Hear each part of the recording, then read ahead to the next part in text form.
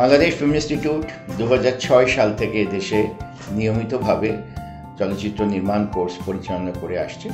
এক মাস শেষে একটি পরীক্ষা অনুষ্ঠিত হয়। পরীক্ষায় যারা উত্তীর্ণ হন তারা দ্বিতীয় পর্বে 1 মাস ব্যাপী 5 মিনিট দৈর্ঘ্যের একটি চলচ্চিত্র, স্বল্পদৈর্ঘ্য চলচ্চিত্র যৌথভাবে নির্মাণ করার সুযোগ পান। তো এই কোর্সটি আমরা দীর্ঘদিন ধরে পরিচালনা করে আসছি এবং আমরা আশা করি আপনারা যারা চলচ্চিত্র নির্মাণে আগ্রহী তারা এই কোর্সে অংশগ্রহণ করবেন।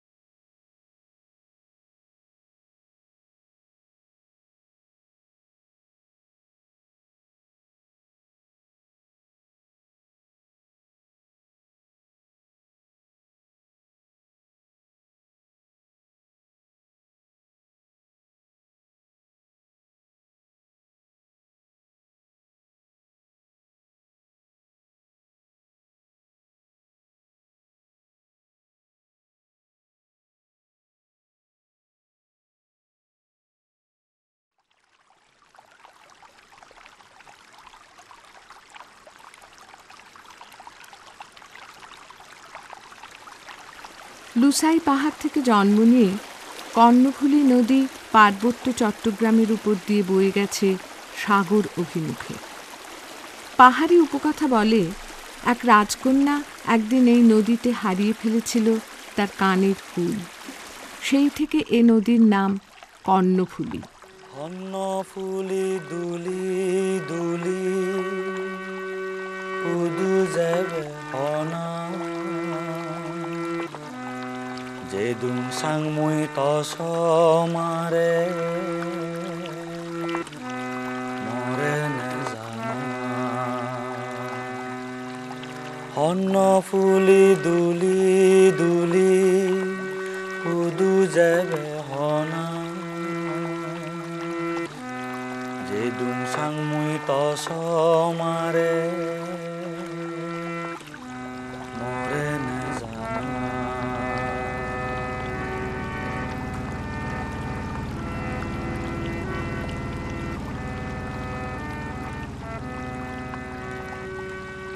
অন্য নতুন এই চৈতু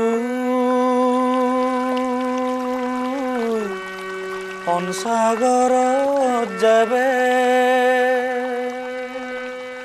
ময়ো যেন কচ মাৰে মৰে হিতুই নিবে দায়িত্বনিয়ে সিদুং সানু। এককালীন মুঘলদের কার্পাস মহল 1860 সালে ব্রিটিশদের অধিগত হয়। চিটাগাং হিল ট্র্যাক্টস বা পার্বত্য চট্টগ্রাম নামটা ব্রিটিশদেরই দেওয়া। ব্রিটিশ ও পাকিস্তান আমলেও পৃথক জনগোষ্ঠী ও ভিন্ন ভূপ্রকৃতির কারণে পার্বত্য চট্টগ্রাম কিছুটা আলাদাভাবে শাসিত হয়েছে। 1900 সালের পার্বত্য চট্টগ্রাম রেগুলেশনসে একটা বিশেষ অবস্থান ছিল পাহাড় ঘেরা এই অঞ্চলটি। পাহাড়িদের ছিল অনেক স্বতন্ত্র অধিকার।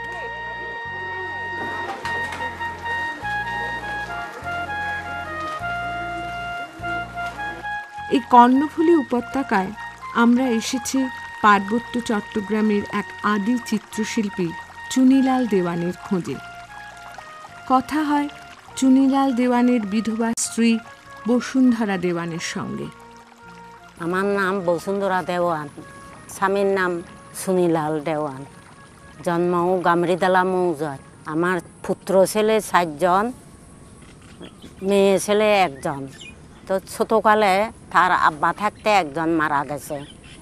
এখন 3 ছেলে 1 মেয়ে। আপনার কয় নাতি নাতনি? নাতি হইল মেয়ের ঘরের 5 জন, তারপরে ছেলের ঘরে 2 জন। এই নাতনির বিয়ে হয়ে একটা ছেলে হয়েছে, মেয়ের ঘরের মানুষ হয়েছি ওই গোলাবাড়িতে, এই খাগড়াছড়ি বাজারের দক্ষিণ দিকে স্কুলে পড়েছি। তারপরে ওখান থেকে আমার বিয়ে হয় বড়াদাম। আমার স্বামী ওনার থেকে শুনছি আর কি, কলিয়াতায় আতখোলায় শিল্পকলা শিখছেন। জয়নাল আবেদিনের প্রিয় সহকর্মী চুনিলাল দেওয়ান ও তার প্রভাবে পার্বত্য চট্টগ্রামে গড়ে উঠেছিল এক নিজস্ব শিল্পরূপ।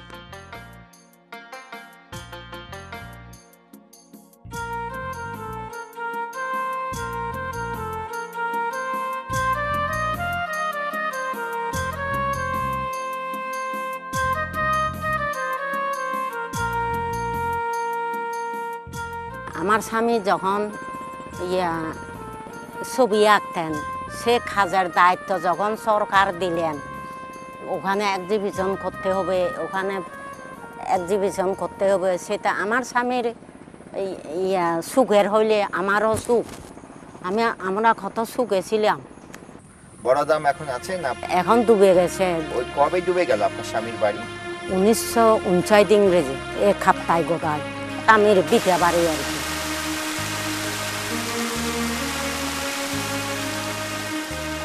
ধান তো ঘরে ঘরে ভর্তি ছিল, অভাব খুব কম ছিল। এই শস্য, সরিষা, তারপরে বেগুন ক্ষেত, যাবতীয় এখন যে ধরনের ক্ষেত দেখছেন, সিম হইতে কোনোটাই অভাব ছিল না। গরু ছাগল মেহমান আসলে আমরা খুশি হইতাম, কারণ সব কিছু অভাব ছিল না, আপনাকে ইচ্ছা মতো খাওয়াতে পারতাম। পার্বত্য চট্টগ্রামে 3টি জেলা, রাঙামাটি, বান্দরবন ও খাগড়াছড়ি। ত্রিপুরারা মূলত উত্তরে চেঙ্গি নদীর উপত্যকায়, চাকমারা পার্বত্য চট্টগ্রামের মধ্যদেশে, মারমারা কর্ণফুলী ও সাঙ্গু নদীর মধ্য অঞ্চলে এবং মুরা দক্ষিণে বেশি বাস করে।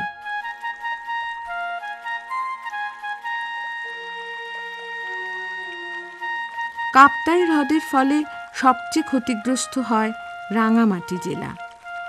আমরা দেখা করি পাহাড়িদের স্থানীয় নেতা গৌতম দেওয়ানের সঙ্গে। রাঙামাটি বর্তমান যে শহরটা আমরা দেখছি, এটা আসলে আমরা পাহাড়ের উপরে আছি, যদিও এটা লেক চারিদিকে হ্রদ বেষ্টিত রাঙামাটি শহর। একসময় আমরা কিন্তু সমতল ভূমিতে ছিলাম। শহরকে ঘিরে এখানে প্রচুর গ্রাম ছিল। তো পরে 1960 সালের দিক থেকে যখন কাপ্তাই হাইড্রোলিক প্রজেক্টের কাজ শুরু হয় এবং চূড়ান্তভাবে 63 দিকে এটা পুরো জল নিমগ্ন হয়েছে রাঙামাটি শহর।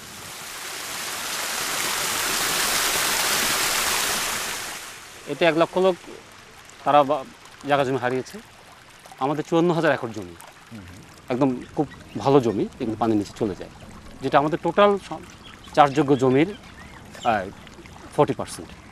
কথা ছিল তাদেরকে পুনর্বাসন করা হবে এবং তাদেরকে জমি পরিবর্তে জমি দেওয়া হবে, কিন্তু বাস্তবে দেখা গেছে আসলে জমি পরিবর্তে জমি দেওয়া যায়নি। তো ফলে তাদের মধ্যে হলো কি প্রায় 30 থেকে 35,000 লোক কিন্তু এই দেশ থেকে চলে যেতে বাধ্য হলো। যখন পানি ওঠা শুরু করলো, এটা রাতারাতি ওঠা শুরু করলো, এটা বাড়তে বাড়তে বাড়তে হঠাৎ করে এটা লেভেলটা বাড়তে থাকলো। তো এমন অবস্থায় মানুষের পক্ষে সম্ভব ছিল না যে তার জিনিসপত্র সরিয়ে নিয়ে যাওয়া, হয়তো তার আজীবনের সঞ্চয়। ফলে একটা মানুষ একেবারে সর্বশান্ত হয়েছে, সে টোটাল তার জীবনটাই, তার লাইফস্টাইল, তার জীবিকা সব কিছু চেঞ্জ হয়েছে। এটা অপ্রিয় হলেও সত্য। আমরা তো পাকিস্তানের নাগরিক ছিলাম, তারপরেও আমরা যেটা বলি যে সত্যিকার অর্থের নাগরিক যারা, আমরা যদি প্রথম শ্রেণীর নাগরিক হতাম, হয়তোবা এ ধরনের দুর্ভাগ্যের শিকার হতে হতো না। একটা রাষ্ট্রের পক্ষে, তৎকালীন সরকারের পক্ষে কীভাবে এত বড় একটা দায়িত্বজ্ঞানহীনতা তারা দেখাতে পারবে। এবং আরও একটা এখানে ব্যাপার আছে, পাহাড়িদের কিছু রাইট ছিল ব্রিটিশ আমল থেকে। 1900 সালের যেটা আমরা আইন বলি, সে আইন বলে পাহাড়িরা কিন্তু তার ব্যবহারের জন্য কিছু জমি সে পায়, তার এটা রাইট। এবং একজন হেডম্যান গ্রামের, সে একজন পাহাড়িকে 30 শতক জমি তার ঘরের ব্যবহারের জন্য দিতে পারে, এবং তার দৈনন্দিন প্রয়োজনে পাশে যে পাহাড় জঙ্গলটা আছে সেখানে সে তার প্রয়োজনীয় গাছ, বাঁশ, শন সে ওখান থেকে নিতে পারে, এটা তার অধিকার। তো কিন্তু এটার জন্য কোনো লেখালেখির প্রয়োজন ছিল না। রেজিস্ট্রেশনের প্রয়োজন ছিল না জমি। ফলে হলো কি, যখন ক্ষতিপূরণ দেওয়ার প্রশ্ন আসলো, যেহেতু তোমার কাগজ নেই বাবা, তুমি কিছু পাবা না। ফলে কি হয়েছে, শুধু সে ঘরের জন্য, তার ঘর, তার তার ঘরের পাশে যে বাগানটার জন্য, তার জন্য তাকে একটা লামসাম টাকা দেওয়া হয়েছে। তার পরিমাণটা হচ্ছে 400। অনেক মানুষ তখন না খেয়েও মারা গেছে, এরকম ছিল। আবার অন্যদিকে আমাদেরকে আরেকটা পরামর্শ দেওয়া হয়েছিল তখন, যে আপনারা ফলের বাগান করেন। ফলের বাগান করার পরে আমরা দেখলাম যে ফল বিক্রি করার জন্য আমরা বাজারে আমাদের পণ্যের দাম পাচ্ছি না। কিছু এক শ্রেণীর ব্যবসায়ীর কাছে আমরা জিম্মি হয়ে গেলাম। চিটাগং একটা আনারস যেখানে 2 টাকা দাম হয়তো, আমরা সেটা টাকায় 16 টাকা করে বিক্রি করেছি।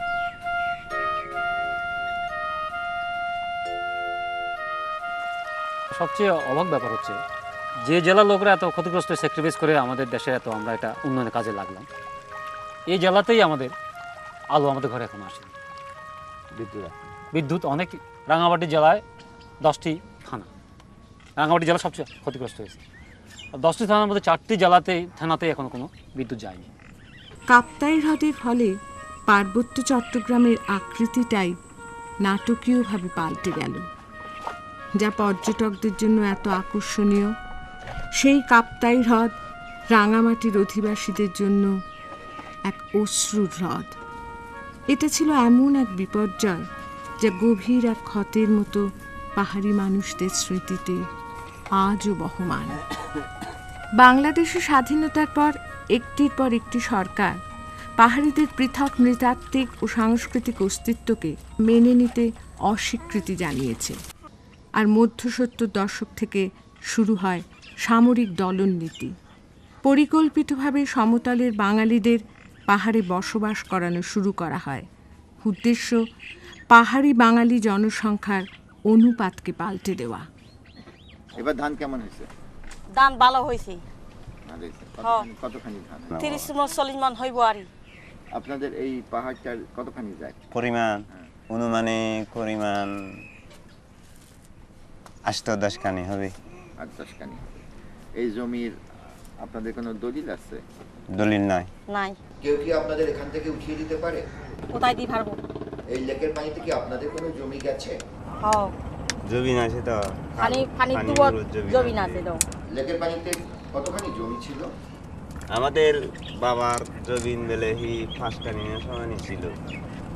পানিগুলো এটার জন্য সরকার কোনো ক্ষতিপূরণ দিয়েছে? নতুন ক্ষতিপূরণ দিছে না তো। এই যে যারা ধরেন এই যে নিচে বাঙালিরা ওই যে মাছ ধরতেছে, হ্যাঁ, এদের সাথে আপনাদের জানাশোনা আছে? কথাবার্তা নাই। না না, ওরা কথাবার্তা বলে না? না, আমিও বলি না, তারাইও বলে না। কেন হবে? আমাদের জায়গা জমিন এটা লইছে সেতলার যেতে বাঙালি ব্যাগ জায়গা জমি লই গিয়ে। আপনাদের সঙ্গে কি বাঙালিরা খারাপ ব্যবহার করে? খারাপ ব্যবহার এনে ভালো করে, মানে ব্যবহার খারাপ বলতে গেলে আমাদের জায়গা তো এটা লইছি, কোনো মিলে বেশি নাই। এখন আপনার কোনো অসুবিধা হয়েছে বাঙালি আসলে? আপনার কোনো জমি নিয়েছে? আর নিচে তো সাংমা জমিন হারি লইছে তো অসুবিধা তো হয়েছে। অসুবিধে ইয়ে তো সাংমা অনেক দূরত বাঙালি আইয়ে রে আর জায়গা জমি লই রে অসুবিধা হয়ে তো আর সাংমাই মরণ হই। এই যে এখানে থাকেন, ভয় করে না? ভয় তো করে। কিসের ভয় করে? বাঙালি ভয় করে আর সেনাবাহিনী সাংমা মায়েরা অত্যাচার করে। এই শান্তি শক্তি হয়নি, এখন বন্ধ হয়েছে। আর শান্তি শক্তি হইয়ে দে তো হনদা নয় দে বাস্তবায়ন নগরে। বাস্তবায়ন হইলে আপনারা কি পাবেন? বাস্তবায়ন করলে সরকারে এই ফানি লামাই নি জানা। সেনাবাহিনী লামি যাবরিব, সেতলার লামি যাবরিব, আমাদের জায়গা জমিন ব্যাগ পা ঘুরিব। কাপ্তাই হ্রদে মাছ ধরার বিরাম নেই। জেলেরা প্রায় সবাই বাঙালি। আপনার নাম কি? মোহাম্মদ আবু বকর আলী। বাড়ি কোথায়? বাড়ি কুড়িগ্রাম ডিস্ট্রিক্ট, রুমারি থানা। রৌমারিতে। কি কি মাছ পান? তেলাভুইয়া মাছ, চিতল মাছ, কাতল মাছ, মিরকা মাছ, আইর মাছ। এই মাছ যাবে কোথায়? মাছ এখান থেকে ঢাকা চলে যায়, ঢাকা থেকে আমি ওদিক যাই, আল্লাহ যান। কীরকম থাকে আপনাদের বলেন তো? থাকে সিজনে মনে করেন যে কে 50,000, কে 20,000, কে 10,000। তারপর এই দেশে 8 মাস আছি, তারপরে দেশে যাব। আর দেশে কি করেন? দেশে আবাদের কাজ করি, ধান পাটের কাজ করি। এই দেশের খবর আপনাদের কে দিল? এই দেশের খবর সরকারের থেকেই টানছে। কতজন আসছেন? বহু লোক আসছে, লোকের তো অভাব নাই। কত বছর ধরে আসতেছেন? এনে আসি 5-6 বছর ধরে আসি। বউ পরিবার কোথায়? ওই দেশের বাড়ি। পুরো 8-9 মাস বাইরে থাকেন? হ্যাঁ। একবারে তারপর বাড়িতে যান? তারপর বাড়িতে যাই, আবার মাঝখানে যাইও ঈদের মধ্যে। বাড়ির সঙ্গে যোগাযোগ রাখেন কি? মোবাইলে আলাপ করে চলে। তো এই যে এত কষ্ট করা, এইটা কি পোষায়? এই যে আরেক জায়গায় এখন না পোষালে তো চলা নাগবো, বাল বাচ্চা নিয়ে কামাই করে খাওয়া নাগবো তো। কেন ব্রহ্মপুত্র যমুনা নদীতেও তো মাছ আছে আপনার? নদী এলাকা, আমার জায়গায় ফকির হয়েছে নদীতে, ব্রহ্মপুত্র নদী না, ওই নদীটা খুব ক্ষতি করছে। আপনি তো কয়েক বছর ধরে আসতেছেন, কোনো পাহাড়ির সঙ্গে আপনার পরিচয় আছে, বন্ধুত্ব আছে? পাহাড়ের সঙ্গে পরিচয় করে দরকার নাই তো আমাদের। পাহাড়িদের সাথে আপনাদের সম্পর্ক ভালো? অগর সাথে তো মিশি না, আমরা আলাদা থাকি।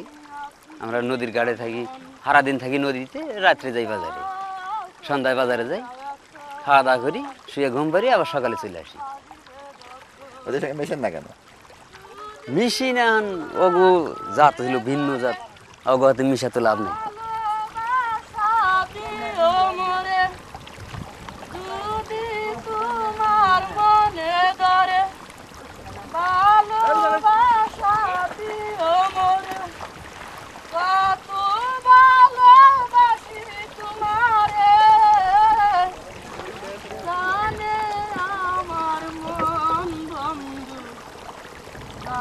দু সম্প্রদায়ের মানুষের মাঝে কি বিশাল দূরত্ব।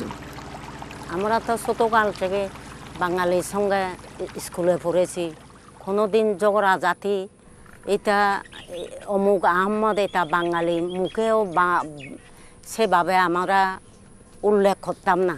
তখন প্রশ্নই ছিল না এটা চাকমা এটা বাঙালি। খুব শান্তিপূর্ণভাবে জীবন কাটাইছি আমরা। এই পানি আসার পর মানুষের অভাব অনটন বাড়িয়ে গেল, পুনর্বাসন তো ঠিক মতো হইল না, কেউ পাইছে কেউ পায় নাই। যারা পাইছে সেগুলো সেটেলার আসিয়ে দখল করলো, মারামারি হাঁকাহাঁকি, একজনের জায়গায় একজনের দখল করলে সেটাকে মারামারি ছাড়া দখল করা যায় নাকি, এর অশান্তির ভিতরে জীবন কাটানো। বাঙালি পাহাড়ি সম্পর্ক একসময় ভালো ছিল, এখন খারাপ কেন? ওই সেটেলার আছে যে তাদের মন মানসিক অন্য ধরনের। এই দুই দল যদি এক দল না থাকতো, শান্তি চুক্তিটা যদি কার্যকারী হইতো, আমার মনে হয় একেবারে শান্তি হইতো আমার।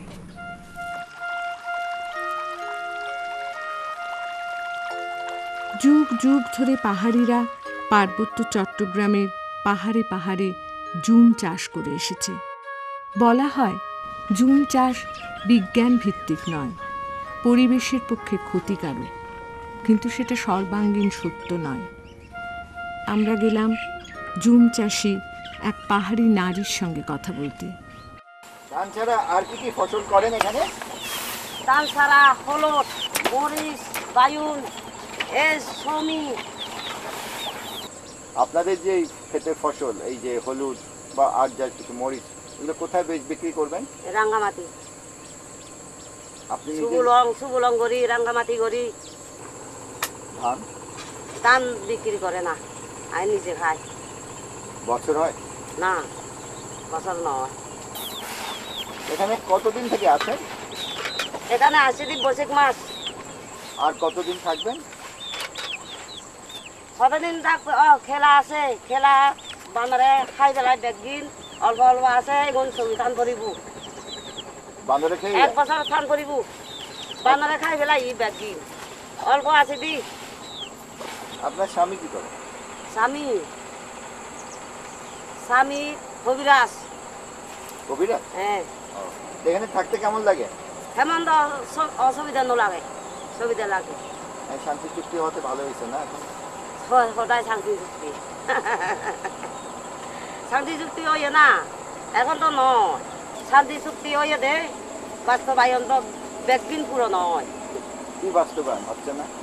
আর চাকরি বাকরি নদের, সরকারে কিছু নদের। এখানে কোনো বাঙালি বাস করে? হ্যাঁ, কোনো বাঙালি আছে না? বাঙালি উপরে আছে, সুবুলং সুবুলং হ্যাঁ। সুবুলং অবধি আছে। ওদের সঙ্গে আপনাদের সম্পর্ক কেমন? শর্মা তো ভালো চলে তো। কোনো অসুবিধা হয়? অসুবিধা নয়। আপনার কোনো বন্ধু আছে বাঙালিদের মধ্যে? আপনার কোনো নাই, বান্ধবী নাই। আছে? এই পাহাড়টার মালিক কি আপনারা? হ্যাঁ, এটা কি হেডম্যান দিছে না সরকার, বাংলাদেশ সরকার? হ্যান্ডম্যান হেডম্যান দিছে। আপনারা যতদিন খুশি এই পাহাড়ে থাকতে পারেন। আর জায়গা হলো দে পাহাড়, পাহাড়ি মানুষ পাহাড়ে থাকুন থাকুন। কেউ কি আপনাদের ওঠানোর চেষ্টা করছে কখনো? না ইয়ান আমার জায়গা, ইয়ান আমাদের জায়গা। আর জায়গা আমি খেমনা উঠি যাবো, আমি যাবো তা উঠি। ইয়ান আর জায়গা, ইয়ান আর মনোবৃত্তি। এটা সত্য যে দ্বন্দ্বটা জাতিগত ততটা নয় যতটা অর্থনৈতিক, কিন্তু যখন চেহারা পৃথক হয়, ধর্ম ও ভাষা আলাদা হয়, দ্বন্দ্বটা একটা ভিন্ন মাত্রা পেয়ে যায়। 79 আগে আমাদের এমন কোনো রেকর্ড নেই যে আমাদের কোনো এখানে সাম্প্রদায়িক দাঙ্গা হয়েছে। পাহাড়ি বাঙালিদের মধ্যে আমাদের সম্পর্ক এত ভালো ছিল, আমরা ভাইয়ের মতো। আমাদের বন্ধুবান্ধব তো অধিকাংশ একসাথে স্কুলে লেখাপড়া করি, একসাথে খেলাধুলা করি। আমাদের মধ্যে পাহাড়ি বাঙালির কোনো দ্বন্দ্ব ছিল না। সমস্যা আমাদের সৃষ্টি হয়েছে আসলে 79, যেটা বললাম 79 থেকে 84 পর্যন্ত। তখন তৎকালীন সরকার গভর্নমেন্ট স্পন্সার্ড 4 থেকে 5 লক্ষ লোক এই জেলায় পুনর্বাসন জন্য নিয়ে আসে। এটা আমাদের টোটাল জিনিসটা আসলে ব্যালেন্সটা নষ্ট হয়ে যায়। একটা সাধারণ ধারণা আছে বাংলাদেশের মধ্যে, হিল ট্রেসটা একটা বিশাল এরিয়া, টোটাল বাংলাদেশের 10% জমি এখানে আছে। তো মনে হয় যেন এখানে লক্ষ লক্ষ লোক এখানে বসবাস করানোর মতো ব্যবস্থা আছে, কিন্তু বাস্তবে তা নয়। আমাদের 1954 যে সেন্সাস হয় তখন আমাদের জনসংখ্যা তখন 5 লাখের মতো তখন ছিল।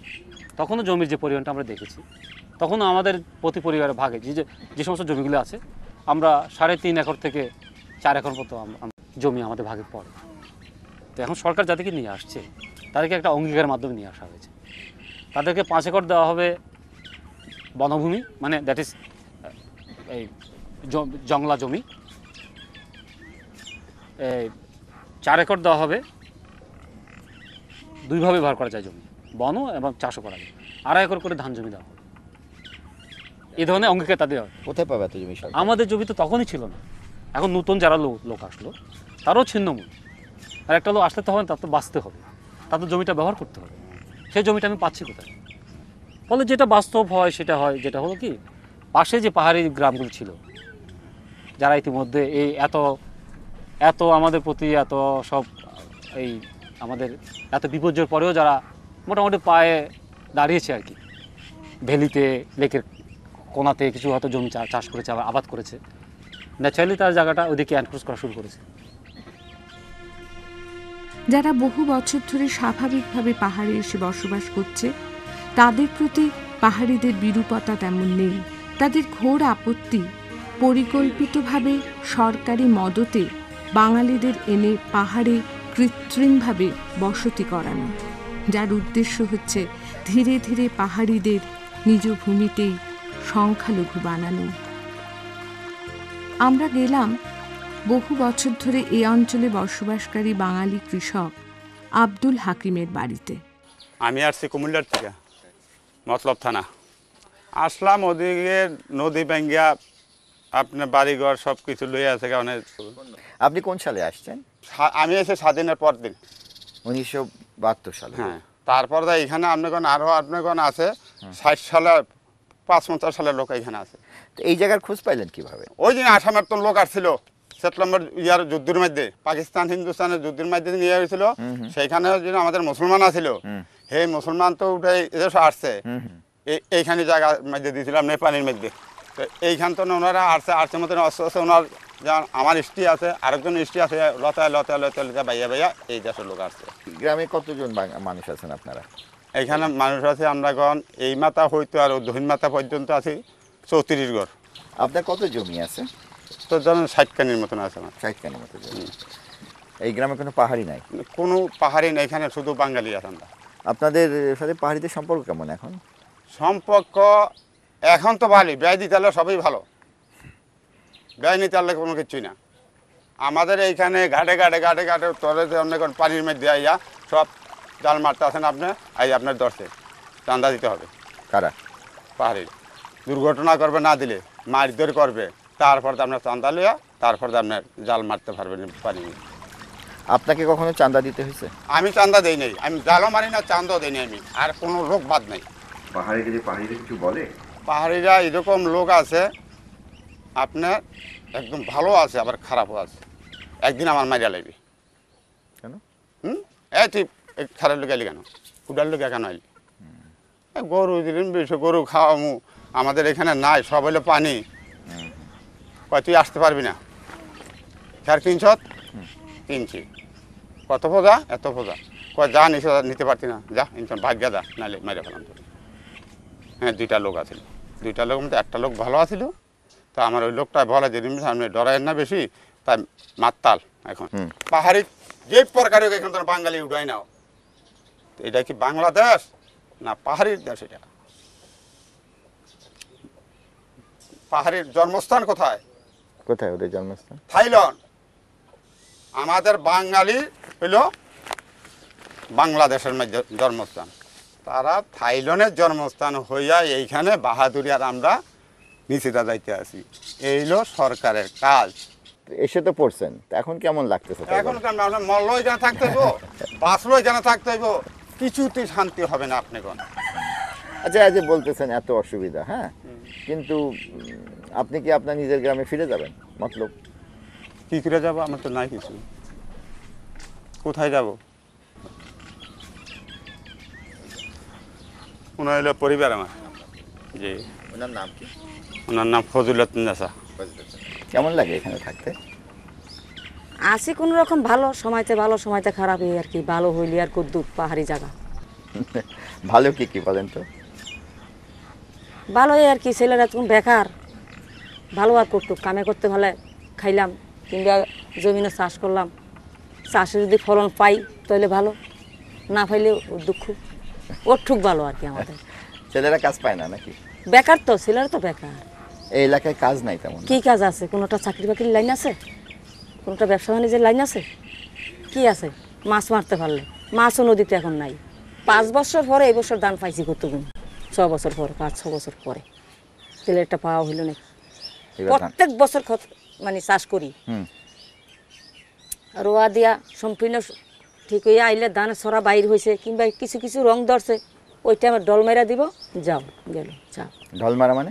পানি সেটা আসলো, আর ওইটিলে এই যায়। যাদের ব্যাপারে পাহাড়িদের সবচেয়ে বেশি অভিযোগ, অর্থাৎ যেসব বাঙালি সেটেলারদের জমির লোভ দেখিয়ে এনে সরকার এই অঞ্চলে কৃত্রিমভাবে বসিয়েছে, এবং যারা তাদের অর্থনৈতিক জীবনের জন্য সরকারি রেশনের উপর নির্ভরশীল, আলাপ হলো তাদের একজনের সঙ্গে। নাম রুহুল আমিন। আপনি কবে এসছেন এখানে? 82-তে এসছি। কেন আসছেন? আসছি দেশে অভাব, বা সরকার বলছি যে জমি জমা দেয়, এখানে শান্তিতে থাকুন, এই আশায় আসছিলাম আর কি। আদি দেশ কোথায় আপনার? খুলনা। দেশে আপনার জমি ছিল? জমি ছিল অল্প। কত? জমি যা ছিল সবাই বেশি আইছি। আপনার এখানে ধান হয় না? না, দেশ বাড়ি ধান হয়, যার জমি আছে তার তো হয়, আমাদের তো আর ধানা জমি নাই।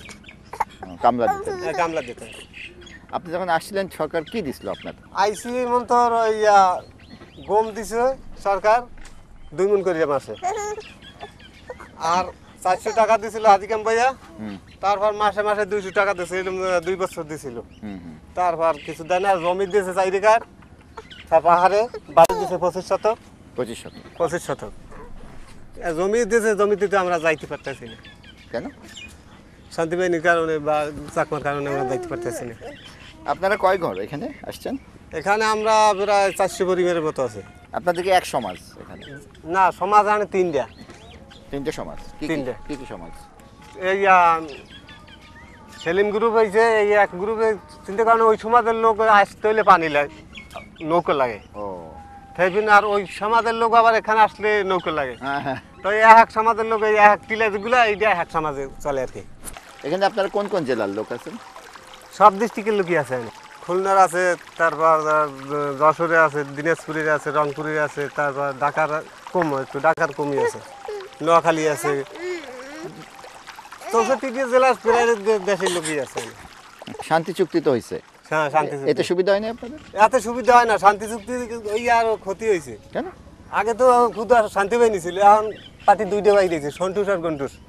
আগে হ্যাঁ একজনের টাকা দিলে 1000 টাকা দিলে 1 সিজন কাজ করা যাইতো, এখন দুইজনের 2000 টাকা দিলে 1 সিজন কাজ করা যায়। তো পুলিশ মিলিটারি কিছু করে না আপনাদের, রক্ষা করে না? পুলিশ মিলিটারি রক্ষা করে, হাগো হোমে পড়লে রক্ষা করে, কিন্তু আমরা তো হাগো আন্দারে থাকি আমরা হলে যান বাঁচাইতে পারতে আছি না। আমাকে ভিতরে যাইতে হইলে, কামাই করতে হইলে হাগো টাকা দিতে হইব। আর পুলিশ আর্মিরা কয় তোমরা ভিতরে যাইতে পারবে না, ভিতরে যাবো কেন, তোমরা কাছে থাকবা। তা কাছে থাকি আমরা কি খাবো, খাওয়ার কিছু আছে না? ভেতরে আপনারা কি করেন? কিছু ওই গাছ কাটতে হয়, বাঁশ কাটতে হয়, ওইগুলো বিক্রি করতে হয়, লাকড়ি কেটে দিয়ে কাছে।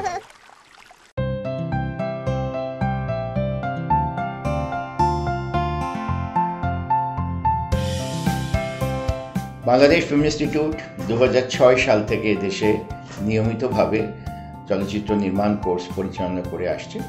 এক মাস শেষে একটি পরীক্ষা অনুষ্ঠিত হয়। পরীক্ষায় যারা উত্তীর্ণ হন তারা দ্বিতীয় পর্বে 1 মাস ব্যাপী 5 মিনিট দৈর্ঘ্যের একটি চলচ্চিত্র, স্বল্পদৈর্ঘ্য চলচ্চিত্র যৌথভাবে নির্মাণ করার সুযোগ পান। তো এই কোর্সটি আমরা দীর্ঘদিন ধরে পরিচালনা করে আসছি এবং আমরা আশা করি আপনারা যারা চলচ্চিত্র নির্মাণে আগ্রহী তারা এই কোর্সে অংশগ্রহণ করবেন।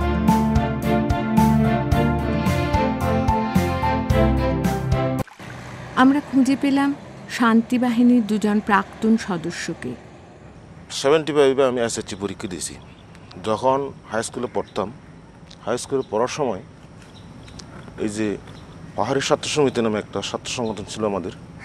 তো তখন যারা কেন্দ্রীয় কমিটির ছাত্র নেতা আর কি, এনারা আমাদেরকে সবসময় মানে কেউ যে ড্যাশ আমাদের পার্বত্য চট্টগ্রামের অবস্থা ব্যবস্থা বিভিন্ন এই সমস্যা সম্পর্কে আলাপ আলোচনা করতেন এবং আমাদেরকে বোঝাতেন আমরা যদি আন্দোলন না করি আমাদের ভবিষ্যৎ, আমরা যে 10 ভাষাভাষী জাতি আছি এদের অস্তিত্ব টিকে রাখা এখানে খুব কঠিন হবে।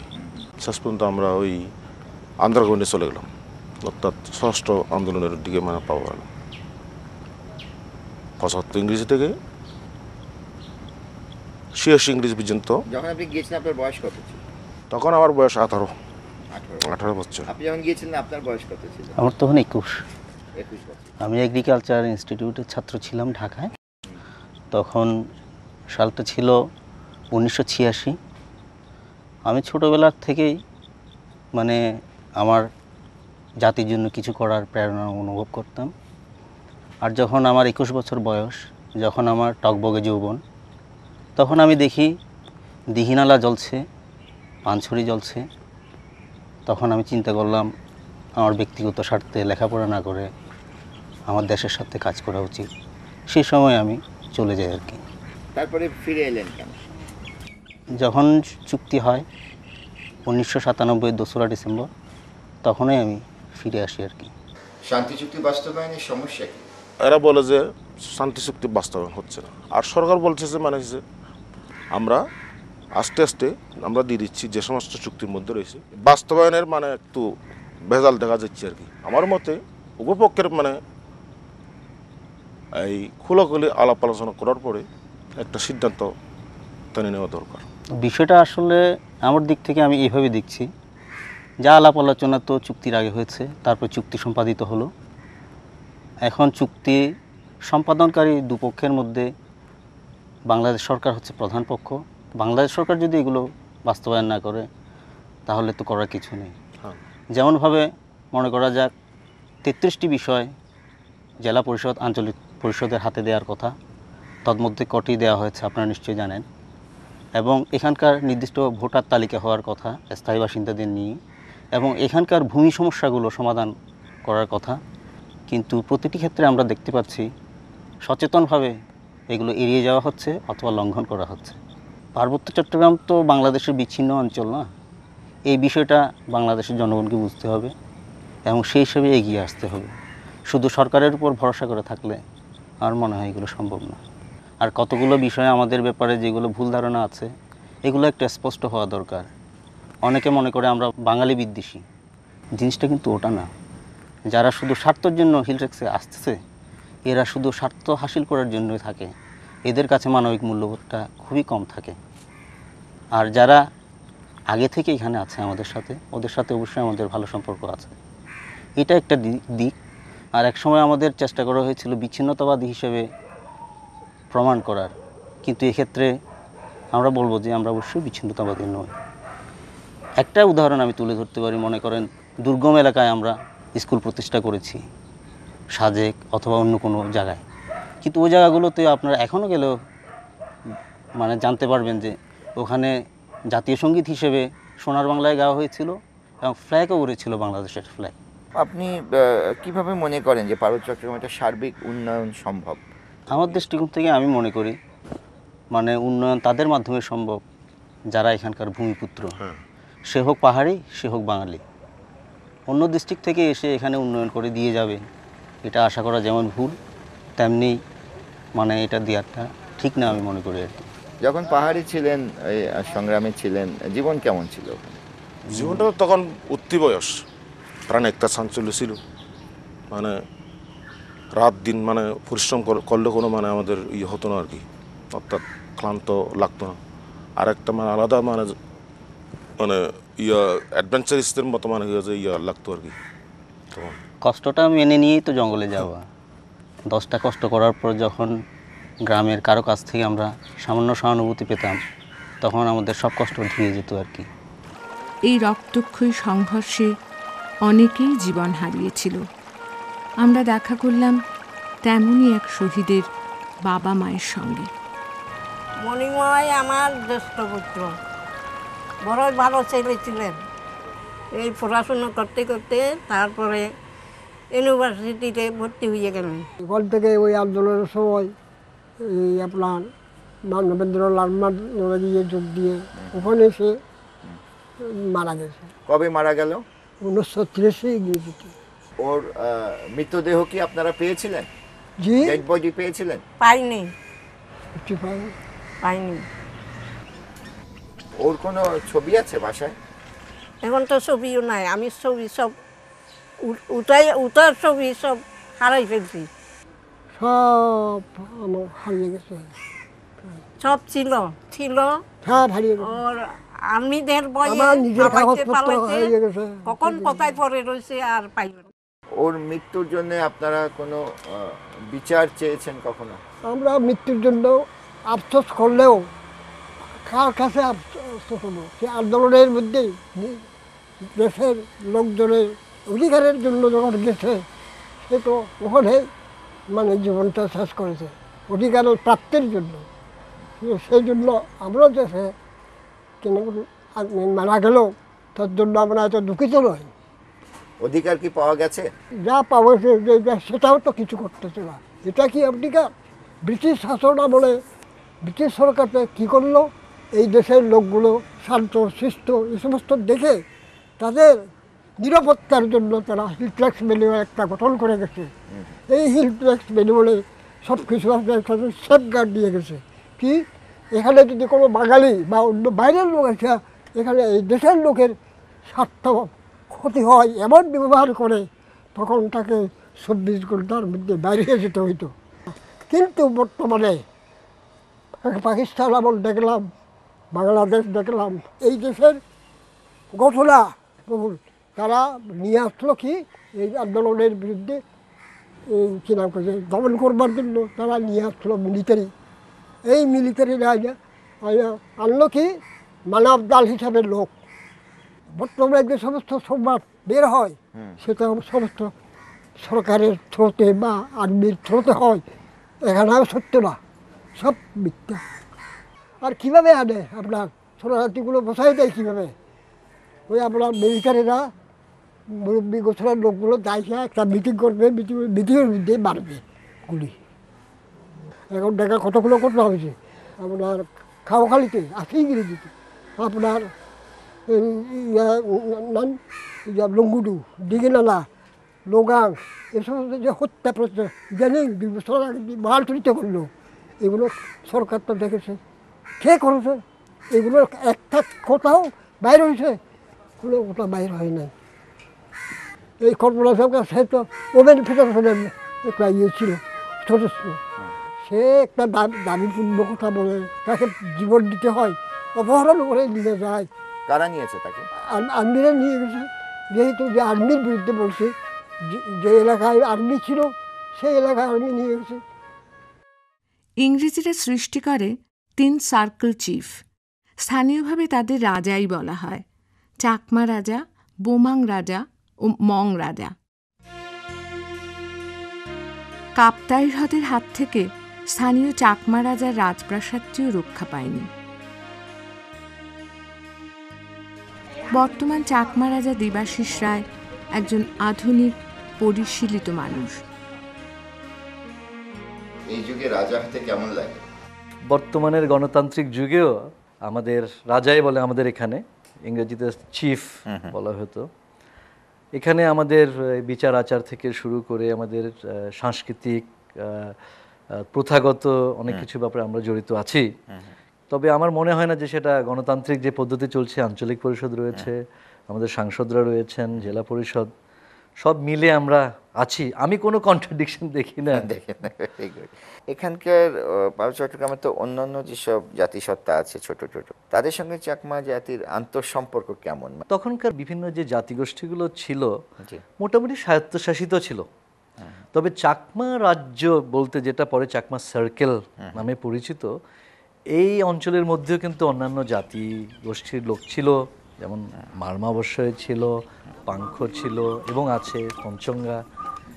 এবং আমার জানা মতে তখন বিশেষ করে একটা বেশ ভালোই একটা পারস্পরিক একটা শ্রদ্ধাবোধ ছিল বলে আমি মনে করি।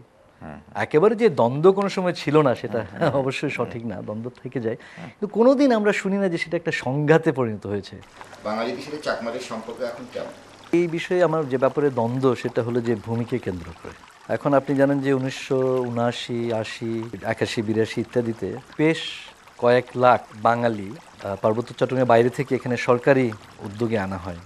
ওটাকে কেন্দ্র করে অনেক সময় দেখা গেছে যে ওই বসতিগুলো পাহাড়িদের হয়, ওখানে হয়তো ওদের লিখিত দলিলই আছে এমন জায়গার উপর বসতি স্থাপন করা হয়েছে। কোনো কোনো ক্ষেত্রে ওদের প্রথাগত নিয়মে ও আইনে ওদের মালিকানা বা দখল ছিল, কিন্তু কাগজ ছিল না। যাই হোক, সেটা পার্বত্য আইনে সেটা অ্যালাউড। এরকম জায়গাতে বসতি স্থাপন করা হয়। তো এখানে স্বভাবতই এখানে একটা দ্বন্দ্ব সৃষ্টি হয় এই জায়গা জমিকে কেন্দ্র করে।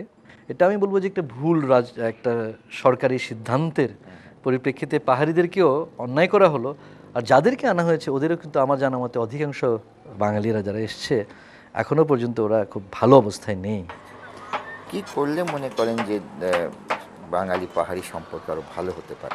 প্রথমত আমার মনে হয় যে এই অঞ্চলের যে একটা বিশেষ প্রশাসনিক ও রাজনৈতিক একটা ইতিহাস রয়েছে, এটা কিন্তু অনেকে জানেন না। তো কারণটা সহজ, ইতিহাসটাই আলাদা ছিল। পার্বত্য চট্টগ্রাম একটি মাত্র অঞ্চল বাংলাদেশের যেটি সরাসরি ঢাকা কর্তৃক শাসিত ছিল না, যতক্ষণ না পর্যন্ত ব্রিটিশরা এসে আবার এই অংশটাকে বাংলাদেশের সাথে সম্পৃক্ত করে, তৎকালীন বাংলার সাথে। তো সুতরাং স্বাভাবিকই এটার যদি একটা বিশেষ ইতিহাস থেকে থাকে, সাংবিধানিক রাজনৈতিক, সেটাকে স্বীকৃতি দেওয়া উচিত, বোঝা উচিত। একজন রাজা হিসেবে আপনার এক্সাক্ট কাজগুলো? আমার দায়িত্বগুলোর মধ্যে সবচেয়ে গুরুত্বপূর্ণ হলো একটা হলো যে বিচার। যেহেতু আমাদের পাহাড়িদের যে সামাজিক যে বিরোধগুলো, এগুলো রাষ্ট্রীয় আদালতে যায় না, এগুলো আমাদের আদালতে আছে। ওটা আমাদের অত্যন্ত গুরুত্বপূর্ণ একটা ফাংশন। এছাড়া আমরা হেডম্যানদের কাজ আমরা দেখাশোনা করি রাজারা। তো এটা ছাড়া আমরা আবার সরকারের পরামর্শদাতা, সেটা ডেপুটি কমিশনার, জেলা পরিষদ, উন্নয়ন বোর্ড থেকে শুরু করে আমরা পার্বত্য চট্টগ্রাম মন্ত্রণালয়েরও আমরা উপদেষ্টাদের অন্যতম আছি। তো রাজকোষের অর্থের উৎস কি? মূলত হচ্ছে সে খাজনার অংশ, সে জুম খাজনার, গ্রোভল্যান্ড খাজনার অংশ। আর কিছু কিছু আমরা কিছু সরকারের কাছ থেকে আমরা অ্যালাউন্স পেয়ে থাকি। তবে এটা আমি বলতেই পারি, আমরা সে জনগণ থেকে এবং আমরা সরকার থেকে যা পাই তার চাইতে অনেক বেশি আমাদের শুধু জনগণের জন্যই খরচ করতে হয়। বান্দরবনে দেখা হলো এক ব্যতিক্রমী মানুষের সঙ্গে, উছালা ভান্তে। উচ্চপদে সরকারি চাকুরি ছেড়ে সন্ন্যাস ব্রত গ্রহণ করেছেন। পার্বত্য চট্টগ্রামের 12টি জাতিসত্তার দরিদ্র বালক কিশোরদের নিয়ে বান্দরবনে গড়ে তুলেছেন এক অনাথ শিক্ষা আশ্রম।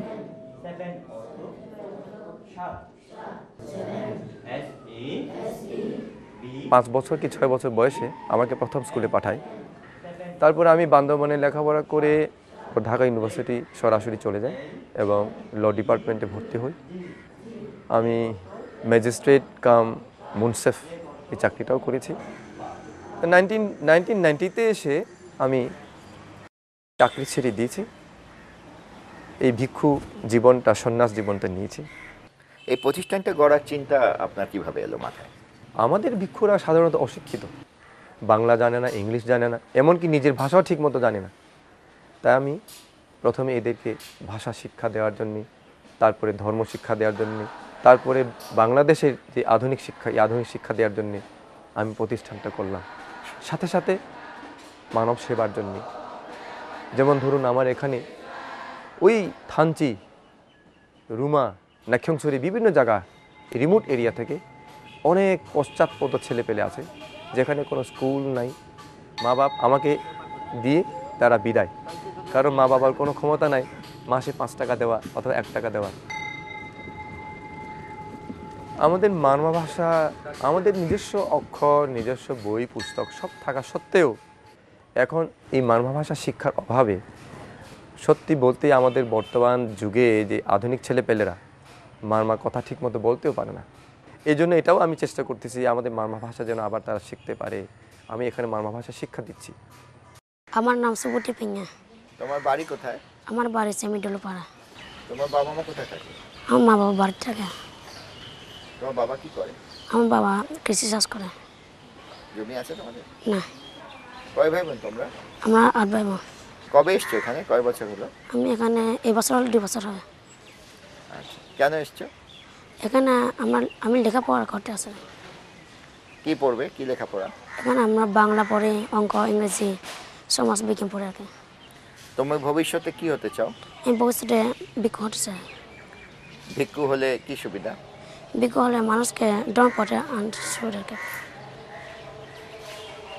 তোমার কোনো বাঙালি বন্ধু আছে? আছে। কোথায়? আমার নিজের পাড়ায়। কি নাম? লোকমান। ও কি করে? সে লেখাপড়া করে।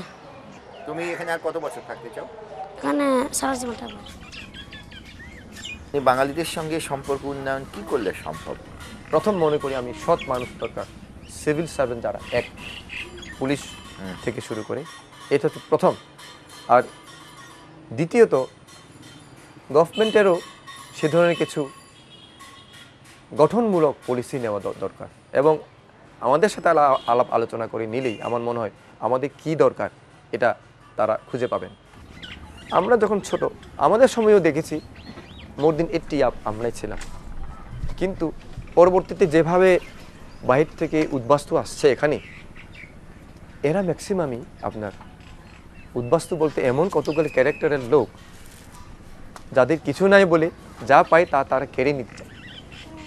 ওইসব লোক আসাতে সবচেয়ে বেশি প্রবলেমটা হয়েছে আমাদের শান্তিতে থাকতে পারিনি। ওরা জোর করে জায়গা নিয়ে যাচ্ছে। যেমন আমাদের ইকিয়াংয়ের কথা বলি, এখন যেটা 14 একরের মতো যেটা আমার দলিলে লিপিবদ্ধ আছে, এটাও এখন ব্যাহত হয়ে গেছে। এইটুকু শুধু বেশি হলে এখানে 3 একর জায়গা, বাকি প্রায় 11 একর জোর করে দখল করছে। আমি শুনেছি যে আপনি একসময় পাহাড়ে পাহাড়ে ঘুরে সুর সংগ্রহ করতেন। হ্যাঁ, এই সম্পর্কে অভিজ্ঞতা কিছু কেমন তিনি বলবেন একটু? ও বড় চমৎকার। আমি তখন একটা টেপ রেকর্ডার সাথে রাখতাম। আমাদের পাহাড়ে গিয়ে দেখলাম আমাদের অনেক ঐতিহ্য লুক্কায়িত আছে, হারিয়ে যাচ্ছে। আমি শুনেছি আপনি সাংগ্রাইমা গানটি সুর দিয়েছেন। সাংগ্রাইমা নিনিয়া রিক জেগে পামে ও নি কোরো ও মেমরিরো লাগে লাগে লাগে লাগে লাগে লাগে চুপিয়গে মেলে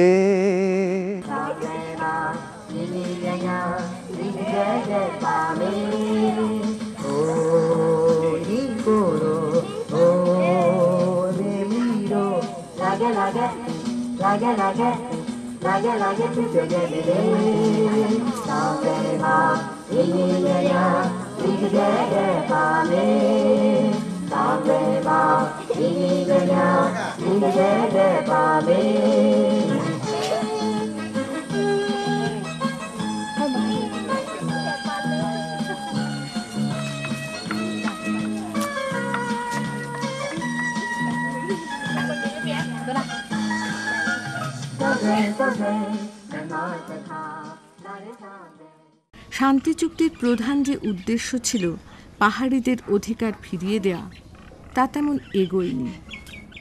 আঞ্চলিক পরিষদ ও তার অধীনস্থ জেলা পরিষদগুলিকে এখনো চুক্তি অনুযায়ী তাদের প্রাপ্য ক্ষমতা দেওয়া হয়নি। জেলা পরিষদের কাজটা হলো মূলত এই এলাকার উন্নয়ন করা, এখানের কৃষ্টি তারপরে ভাষা সেগুলো রক্ষা করা, এটাই মূল উন্নয়নটাই আর কি মূল। আর এর পাশাপাশি অন্যান্য যে ডিপার্টমেন্টগুলো রয়েছে তাদের সঙ্গে সবার মধ্যে সমন্বয় করে কাজগুলো করা আর কি। আর জেলা পরিষদে এখন 15টা ডিপার্টমেন্টকে ন্যস্ত করা হয়েছে এবং এটা ভবিষ্যতে আরও হয়তো ট্রান্সফার্ড হবে। তার মধ্যে প্রাইমারি এডুকেশন, তারপরে হেলথ, তারপরে লাইভস্টক, এগ্রিকালচার এক্সটেনশন, উপজাতীয় সাংস্কৃতিক ইনস্টিটিউট, শিল্পকলা একাডেমি, এরকম 15টা বিষয়। পাহাড়ি মানুষ হিসেবে এই ধরনের গুরুত্বপূর্ণ পদে কোনো সমস্যা বোধ করেন? উপজাতীয় হিসাবে যে আমি মনে করি না এটা কোনো সমস্যা আর কি, কারণ সমস্যাকে ফেস করার মতো আমার মানসিকভাবে আমি প্রস্তুত আছি। তারপর আবার মহিলা, একজন নারী হিসেবে মারমা নারীদের অবস্থা কেমন এখন? পুরুষদের অবস্থা যেখানে অবস্থান খুব খারাপ, যেমন বান্দরবানে শিক্ষিতের হার 15-এর ঊর্ধ্বে হলে এখনো মাত্র 28% আর কি। তো মহিলাদের তো স্বাভাবিক অনেক পিছিয়ে পড়ার অবস্থা। এখন পরিবর্তন হচ্ছে, তবে এমনি ধরেন সম্পদের উত্তরাধিকার যেটা আছে সেটা হলো মারমাদের মধ্যে আবার পায়, মেয়েরা পায়, এটা আছে। কিন্তু আবার পাশাপাশি দেখা যায় যে এটা মারমা না, আমি বলবো অধিকাংশ পাহাড়িদের মধ্যে এটা হচ্ছে হয়তো মহিলাদের বেশি কাজ করতে হচ্ছে। তারা জুম চাষে, চাষাবাদ যেটা করবে সেখানেও কিন্তু তারা অংশগ্রহণ করছে, পার্টিসিপেশন আছে। জঙ্গল কাটা থেকে শুরু করে তাদের গাছপালা কাটা, ধান তোলা, ফসল তোলা সবখানে আছে। আবার পাশাপাশি তাকে ঘরে এসে কাজ করতে হচ্ছে।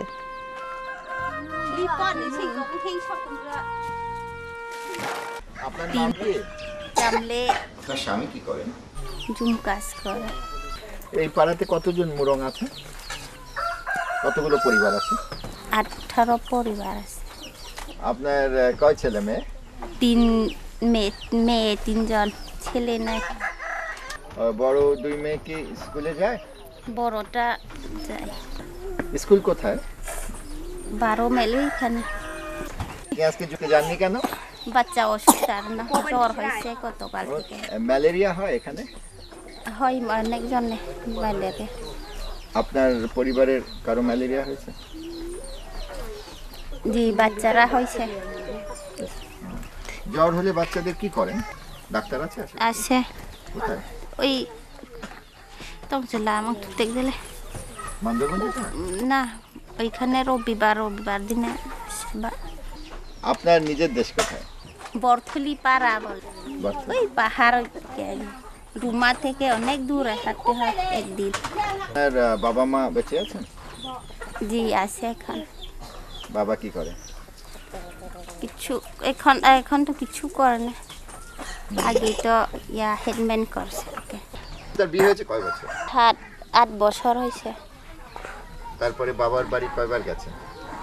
একবার গেছে, দূরে এখন পারে না যেতে, বাচ্চাও আছে।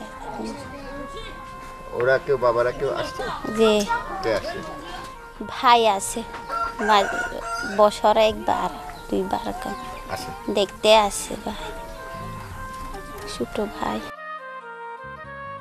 যুগ যুগ ধরেই পার্বত্য চট্টগ্রামের বনভূমিকে নিঃশেষিত করা হয়েছে।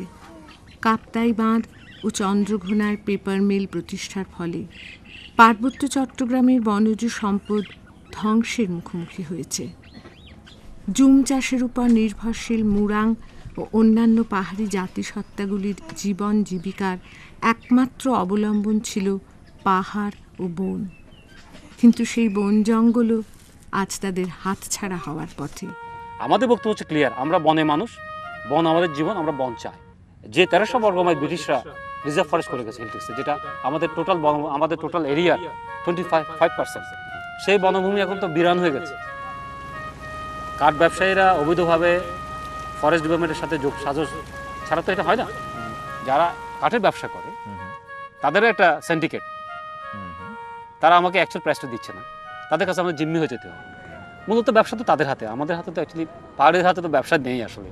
এবং রাঙামাটি শুধু নয়, 3 জেলার মধ্যে যত হাট বাজার আছে, যারা দোকান করে কিংবা ব্যবসা করে 95% তারা। এটা অর্থের বিচারে যদি আমি বলি যে যেখানে টাকার ফ্লোটা যেখানে বেশি হয়, সেক্ষেত্রে বনের ব্যাপারটা কোটি কোটি টাকা ব্যবসা হয়। গোটা পার্বত্য চট্টগ্রামকে শকুনের মতো ঘিরে রয়েছে অসংখ্য করাতকল আর ফার্নিচারের দোকান। প্রতি মুহূর্তে উজাড় হয়ে যাচ্ছে মূল্যবান কাঠ ও বনজ সম্পদসমূহ। বড় গাছ তো প্রায় শেষ, ছোট গাছও উজাড় হওয়ার পথে। এই বাজারে কয়টা ফার্নিচারের দোকান? এই বাজারে 60টা দোকান আছে। কেমন চলছে? মোটামুটি। কি কি বানান আপনার দোকানে?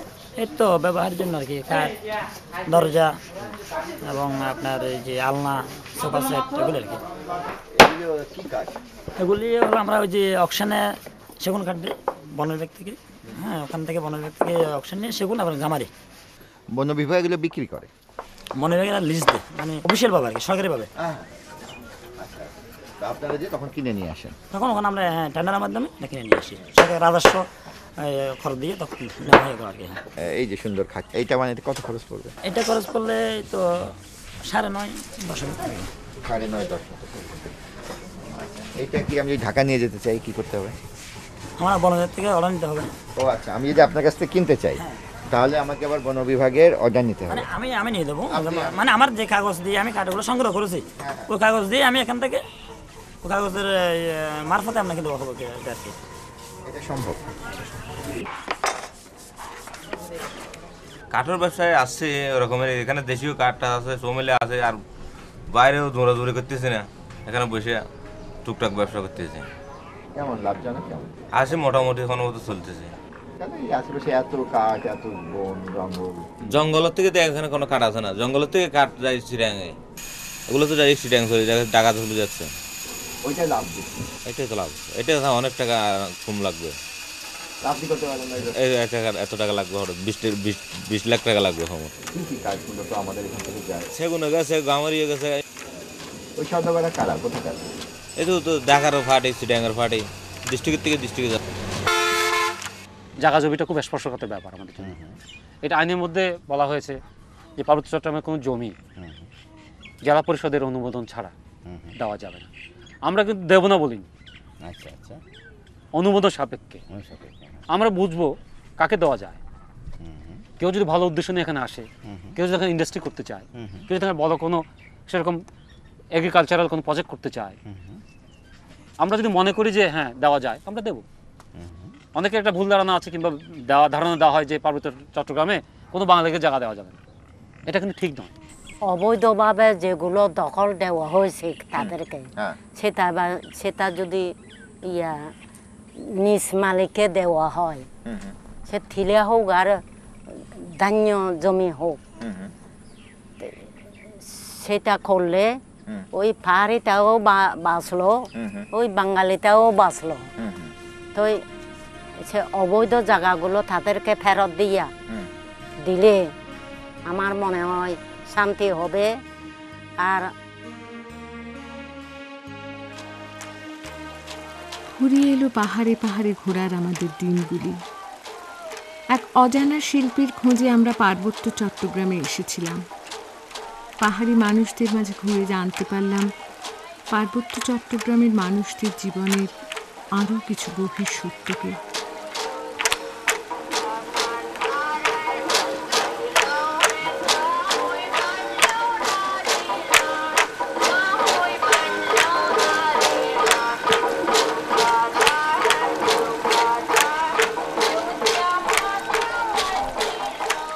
পাহাড়ি উপকথার সেই কন্যা কর্ণফুলী নদীতে একদিন হারিয়ে ফেলেছিল তার কানের ফুল।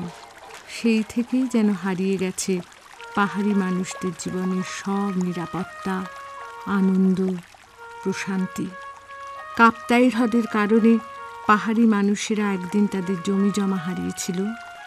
পাহাড়ি মানুষেরা কি কখনো পাবে আধুনিক ও গণতান্ত্রিক এক রাষ্ট্রের সম অধিকার সম্পন্ন নাগরিকের মর্যাদা? ফুলে দুলে দুলে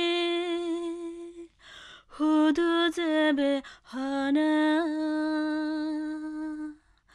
যে ধুংসাং মুই থাসো মারে মরে নে জানা হন মনতুন এ চতু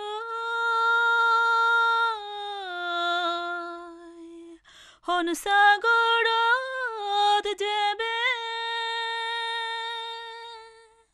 ময় যেম থাসো মারে মরে হি তুই নিবে দেচ দুনিয়ে সে দং সাং মুই নগরেচ তুই মানা যে ধুং সাং মুই থাসো মারে মরে নে জানা।